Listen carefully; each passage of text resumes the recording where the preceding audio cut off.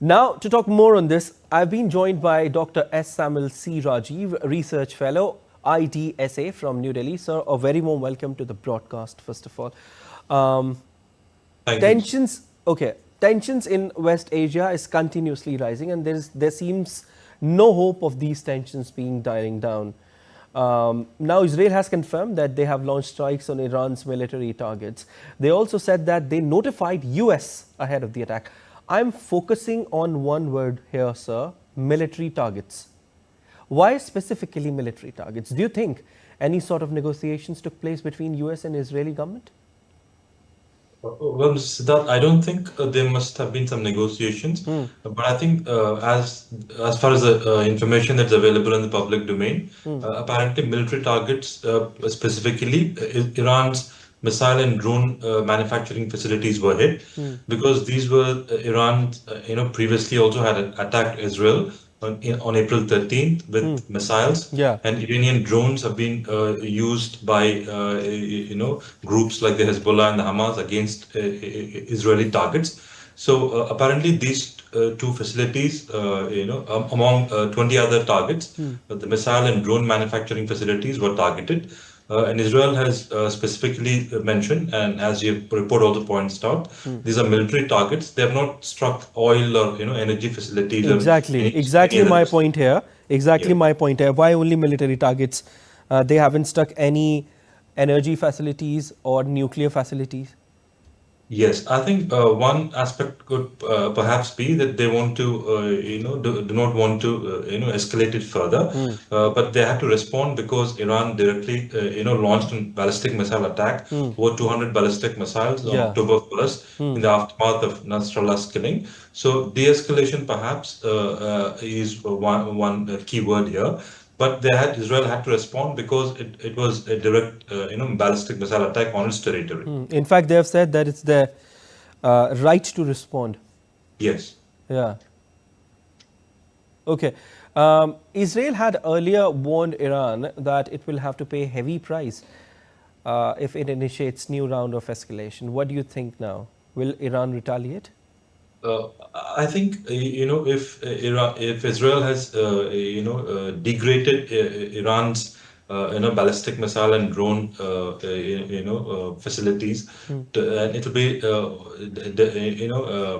these are obviously limited strikes, but they must have Israel's actions must have dented Iran's capabilities to an extent. But Iran has said it is going to respond. But I think it's difficult to predict what's going to happen going forward. But given Israel's limited strikes on Iran's military facilities, I don't think we could perhaps discount the possibility of Iran striking back as of now. Yes. Okay. If tensions, don't dial down as of now, how do you see tensions in West Asia having wider economic impact on global level? Yes, so there was a major concern that Israel's response would be on Iran's oil infrastructure.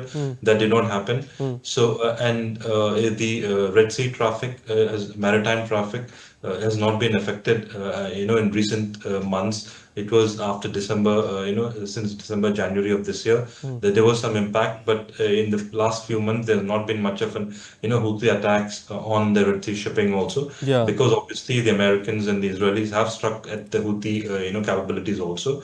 So given these two aspects, hopefully there should not be too much of a negative impact on the oil flows, and obviously, and hopefully there should not be much of a negative economic impact going forward.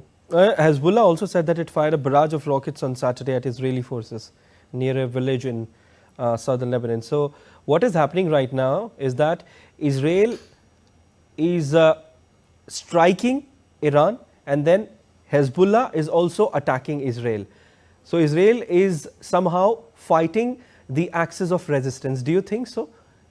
All the Ets, Houthi, Hamas, and Hezbollah, and then in addition, Iran also. Yes, I think that these attacks How do you and the see this past. overall situation? Yes, I think the events of the past few days and the past few months, reinforce one insignificant point that Israel is the preeminent military power in the region. Hmm. Even the attack on Iran, Israel yesterday and today, I think this was Israel launched simultaneous attacks on targets in Syria and Iraq, Hmm. and Israel launched its attack on Iran using its air force. We should note that Iran does not have an air force, not a very effective air force. Hmm. Hmm. It was Hmm. using ballistic missiles and not very, ones which are not very specific, which can specifically target with pinpoint accuracy. So Israel is obviously the preeminent power. It has radically degraded the capabilities of the proxy groups like Hezbollah, Hamas. Most of the leadership has been eliminated. So the military superiority lies with Israel currently. Yeah. Yes, that's what I wanted to say. Okay.